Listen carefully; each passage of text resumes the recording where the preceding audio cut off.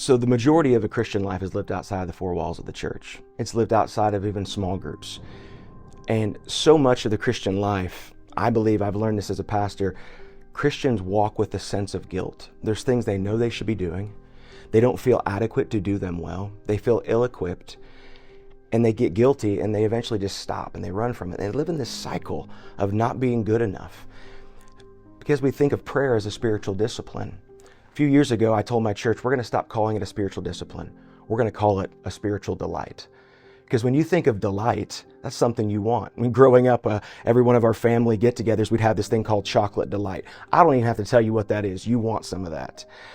If we start calling prayer a delight, then we realize this is something we get invited into that's not laced with guilt. But still, there's the aspect of how do we do it well?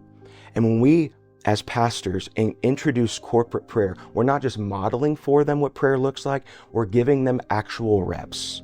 So every week when we pray together corporately, they're learning, this is how I take a text. This is how I turn it into a conversation with God. This is where those prompts came from. And they practice it. Fathers and mothers go home and they lead their family. They lead their kids. And then they're in the car and they realize, oh, this text that's been on my mind, I can turn that into a conversation with God. We are equipping and loving them to live out their relationship with Jesus. Most spiritual disciplines are vehicles to a deeper relationship with God. Prayer is relationship with God.